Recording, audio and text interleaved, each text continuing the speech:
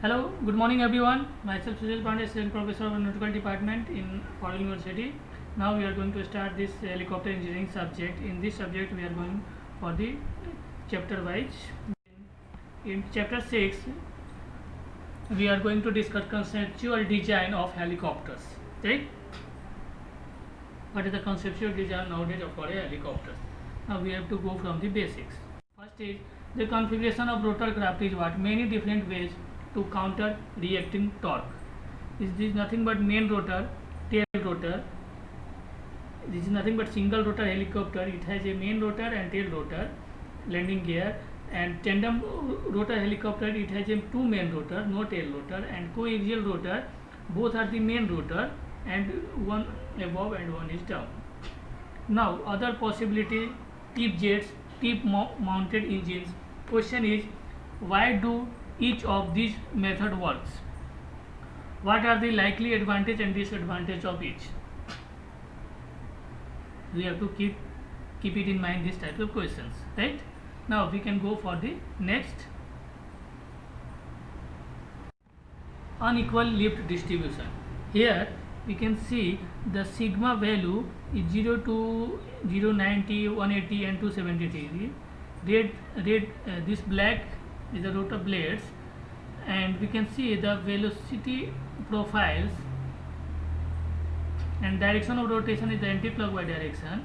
Now we can see m tip is equal to 0.6, means Mach number at Mach tip is equal to 0.6 and Mach tip here is 0.6. Unequal lift distributions. Direction of the rotation, we can see the blade azimuth angle is psi, and V tip is equal to omega into r. Then m tip is what? V tip of divided by speed of the sound, V tip by a.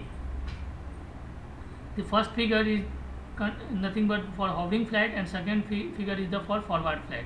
For forward flight we can see V infinity is equal to 0.3 into omega r, and m tip is same as 0.6, and direction of rotation is anti-clockwise. V tip is omega r minus V infinity, and here V tip is equal to omega r plus V infinity, upside and downside in forward flight. And forward flight mu is equal to 0.3, and at advance ratio or tip speed ratio we are considering, and this is the advancing side of the disc, this is the retracting side of the disc. Lift is the proportion of V square. Now we can see what is the difference between these two figures. In first, in hovering flight, V tip is equal to omega r. In forward flight, V tip is equal to omega r minus V infinity in downside, and V tip is equal to omega r plus V infinity in upside. Right? This is the basic difference of the forward and hovering flight for lift distribution according to the lift distribution, right? Unequal lift distribution. Now we can go for the next, right? Principle of flights. What is the principles of flights?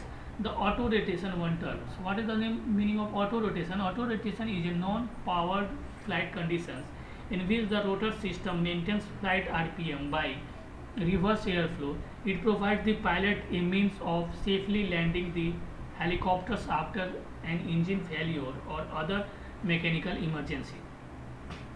Right? Next thing is, helicopters have a freewheeling unit in the transmission which automatically disengages the engines from the rotor system. In the event of failure, this allows the main rotor to rotate freely. Now, when the helicopter is powered by the engines, airflow is downward through the rotors. During an auto rotation, airflow is upward, windmilling the rotor blades as the helicopter descends. This is the feature about the principle of flight, or what is the auto rotation. Right? I think everyone should understood what is the auto rotation. Now we can go for the next. Rotor. What is the rotor? Rotor is the main spinning elements of the rotor spinning machine. Beyond quality, beyond characters, working performance, productivity, cost, etc. all depends chiefly on rotors. Influencing parameters of rotors are: first is the rotor forms, second is the groove, third is the diameter, fourth is the rotational speed, fifth is the rotor bearing, sixth is the coefficient of friction between the fiber and rotor wall, Seventh is the airflow inside the rotor. Eighth is the liability to falling. This is the feature of the parameters of the rotors, right? Now the rotor diameter. The rotor dia mainly influences, first is the characteristics of the yarn, the yarn properties, the required yarn twist, selectable rotational speed, productivity. Basically the smaller rotor diameter, first is the higher are the possible and optimal rotational speed, second is the lower is the energy consumption, third is the higher is the necessary yarn twist, and fourth is the harder is the handle, the higher is the wrapping of the fiber, larger dia for closure yarn, mean diameter equal to 1.2 into sea level, right? Now we can go for the next. Tip speed. The tip speed is nothing but if it is too high, shocks will form, shock noise will rise, power consumption will go up. If it's too low, there will be inadequate storage of energy when autorotative descent is necessary. If it is too low, rotor may stall sooner. This is the advantage and disadvantage of the tip speed at higher and lower. Right? Now, constraints on tip speed. We can see in a figure, a graph, forward speed represents on x-axis and tip speed represents on y-axis. Tip speed in feet per second and forward speed in knots. Now we can see here the storage energy, then stall, then wake drag, higher power, and then noise. We can see the lines of this storage energy, stall, constants on the tip speed. Right? Now we can go for the next. Solidity. Everyone know what advantage of high solidity allows hover at high altitude and temperature, permits high forward speed without a stall on the retreating side, permits maneuvers at high load factors. Disadvantage is increased profile power consumption, increased weights, increased cost of ownership. These are the feature of advantage and disadvantage of the solidity. Right? Now we can go for the next. Propeller efficiency. What is the propeller efficiency? Solidity. The blade fitted to an engine must be carefully matched to the power output of the engine in order to convert power into the thrust. Solidity is the ratio of the propeller disc at a given radius to the circumference of a solid disc of the same radius and can be measured by number of blades into chord at radius divided by circumference at radius. Now solidity can be increased by increasing the number of blades, increasing the chord of the blades. Although increasing the chord is often the easier option, the corresponding decrease in aspect ratio will make the blade less efficient. Increasing the blade length will increase the tip speed. Many propeller blades come close to or exceed the speed of sound. As an object approaches the speed of sound, the shock waves created increase the drag on the object's kinetic energy will be turned into the sound and heat, reducing efficiency. Now we can see in the figure, this is the radius of the blade and chord. We know that, right? Okay, now we can go for the next. Number of blades. Number of blades. What are the advantage of number of blades? Advantage of fewer blades is, first is low rotor weight, cost, ease of folding and sorting, low linearity to combat damage. Disadvantage of fewer blades: high rotor induced vibration, distinguished noise. These are the advantage and disadvantage of the number of blades. Right? Now we can go for the next. Twist and taper. The speed through the air of a point on the blade changes with distance from how. Therefore, tip speed ratio varies as well. To optimize angle of attack all along blade, it must twist from root to tip.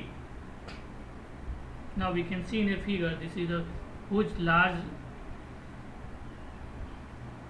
in length of rotor blades in one side, right? Now we can see the fastest fast, you can see in the figure. Sharp, it will be faster. Taper and twist, it will be required taper and twist for rotor blade, main rotor blade. We can see the main rotor blade, right? Now we can go for the next. The main rotor blades, the rotor cross sectional, radar cross section RCS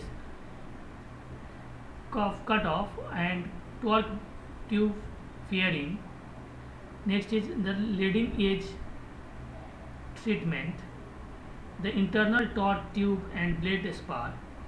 The trailing edge leading edge treatment, trim tabs. RCS means radar cross sections blood covers. Rotor body interference RBI treatment. Blade mounted pressure sensors BMPS, part of rotatory air data subsystems. Then unheddle swept frangible tip.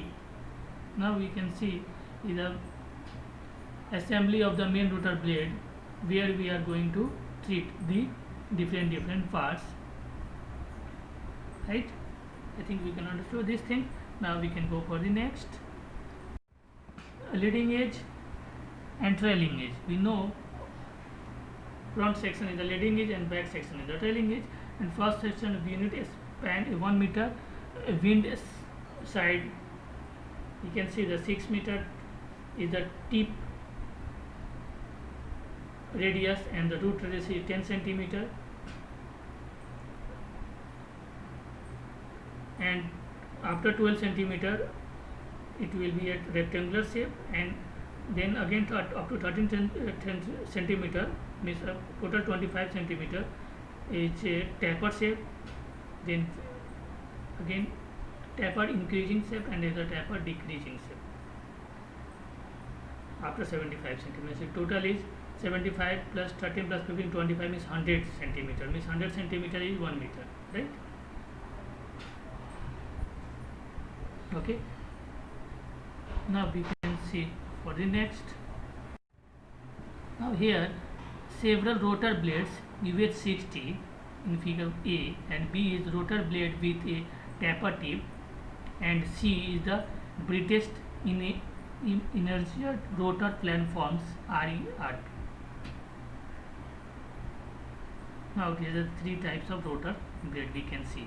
First is we are using UH60, and second is the rotor blade with the taper tips, and third is the British energy engineers rotor planforms. Now in this figure we can see also unmodified blade, elastic axis, tip mass. In second, swept blade RS, and angle taper angle is lambda. We can see taper ratio is what, tip to cord, tip to root, right? Tip to root is nothing but taper ratio. It will be denoted by this sign lambda. Now blade with offset tip mass is nothing but equivalent sweep lambda, is nothing but xm is the distance between this taper shape to this from the shape, diameter of the difference between the diameter of the root and tip. Now next thing is swept blade with fixed tip mass. In this pitch axis we can see what are the differences. Now we can see all over all four types of blades, rotor blades. We can see what are the difference. Unmodified blade, swept blade with offset tip mass, and fourth is swept blade with fixed tip mass. These are the features of the blade main rotor systems, right? Now we can go for the next. Okay, now rotary wing planforms, common terms used to describe the helicopter's rotor systems are shown here. Although there is some variation in subsystem between the different aircraft, the terms shown are generally accepted by the most manufacturers. The system shown here is fully articulated. First figure is the fully articulated rotor system and second is the semi-rigid rotor system. Now we can see what is the difference between these two types of rotary wing platforms. Understood? The common term is semi-rigid types do not have a vertical or horizontal hinge pins. Instead, the rotor is allowed to rotor or flaps by a turning bearing that connected the yaw to the mast. The longitudinal dimensions of an airfoil section measures from the leading edge to the trailing edge. The span is the length of the rotor blade from the point of the rotation to the tip of the blades. The vertical hinge pins drag hinge to the axis which permits force and the aft blade movement independent of the other blades in the systems. Right? Now we can go for the next move. Now the horizontal hinge pins is the axis which permits up and down movement of the blade independent of the other blades in the system. Now the interactions is simplified to the mast and has two bearing through which it be to the yoke. The blades are mounted to the yoke and which are free to the rotor flaps around the transmissions of bearings. Now yoke is the structural member to which the blades are allowed, and while the friction the rotor blades to the mast through the turn rads and the turn radius bearing, the blades grip. The rectangular bearing is the bearing which permits rootwise of the blades about its span-wise axis, so blade pitch can be enlarged to blade feathering. Now blade twist is a characteristic built into the rotor blade, so angle of influence is the less near the tip chats at the roots. Blade twist helps distribute the lift eventually along the blade by an increased angle of incidence near the root, where blade speed is angle of incidence, so less lift is concentrated near the blade tips. Now what is the platforms of optimum rotor? The rotor root cut out and chord is proportional to 1 by r, nothing but tip to root small r is equal to capital R. Then such platform and twist distribution are hard to manufacture and are optimum only at one thrust setting. Manufacturers therefore use a combination of linear twist and linear variation in chord constant taper ratio to achieve optimum performance. Now this is nothing but platforms of optimum rotor. Right? Now we can move for the next. Tip losses. Now the tip losses, a portion of the rotor near the tip does not produce much lift due to leakage of air from the bottom of the disc to the top. Wally can crudely account for it by using a smaller modified radius VR, where B is equal to 1 minus square root of 2 Ct by B. B is the number of blade, R is the radius, Ct is the thrust coefficient, and B. Right? Now we can go for the next. Understood everyone? Now airfoil design. Rotorcraft present an interesting problem for airfoil designs. Fixed wing aircraft can be designed for certain conditions. The rotorcraft environment changes rapidly as the blade travels around the rotor disc. Now we can see in the figure stall regions, reverse flow regions, transonic regions, the directions, and this is the V infinity is the coming velocity. Right? The reverse flow region is the center of the disc, at the center mu by 2, if mu is the diameter, then mu by 2 is the radius, and at 270 degree. And left hand side is the retractive region of the blades, and right hand side is the advancing region of the blades. Okay, now further we can move for the next. Airfoil design, Reynolds number and Mach number. Y axis represents the Reynolds number and x axis represents the Mach number. Now we can see here three different lines. Main rotor, upper line is main rotor, then tail rotor, then sub-scale rotor. Now we can say Reynolds number is higher for main rotor and is lesser for sub-scale rotor, and tail rotor in between. From Mach number and corresponding Mach numbers,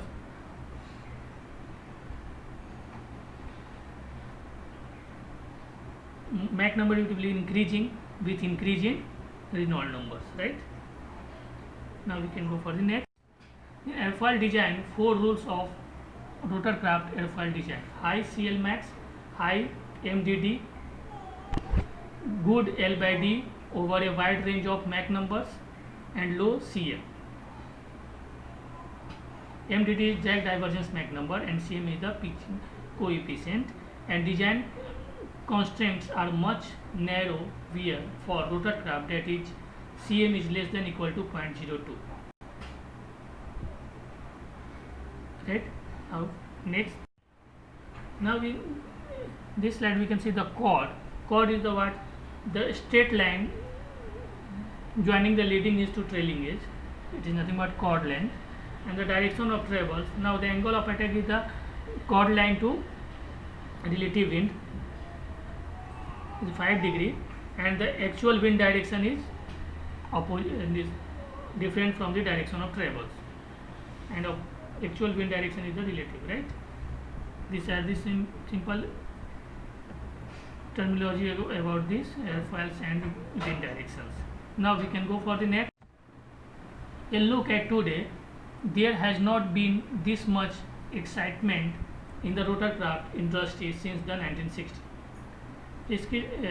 Piasecki's X49 Speedhawk phase to 2007 and 2010 Euroquarter X3, Sikorsky X2 technology demonstrator 2008, and Boeing Dolphin disc rotor. You can see in a figure. There are the 4 different types of helicopters. Look as it today nowadays. Okay. Now going for the next. What will be the next generation rotorcrafts look like? Now we can say the active drag reductions, mission adaptive rotor technology, ultra low vibration and noise, next generation advanced rotor, morphing wings, advanced engine and hybrid propulsion technology, single pilot crew stations, next generation digital flight control, adaptive self-healing structure. These are the what technology demonstrated, and prototypes have worked very well in the past. Now we are looking for the next technology. What will be the next generation rotorcraft look like? We can see in this figure. You can see here what is the types of blades. 1, 2, 3, 4, 5, 6 blades we are using, right? Here multi rotor helicopters we can say in our next generation. What are the advantages and disadvantages we can see in the next invention. Okay, now next thing is, okay, this is the last slide. Okay, thank you everyone. I hope you everyone enjoying this lecture. This is the last unit of helicopter engineering subject. It is nothing but conceptual design of helicopter. Now we can meet in your next subjects. Okay, thank you everyone. Goodbye. See you. Have a nice day.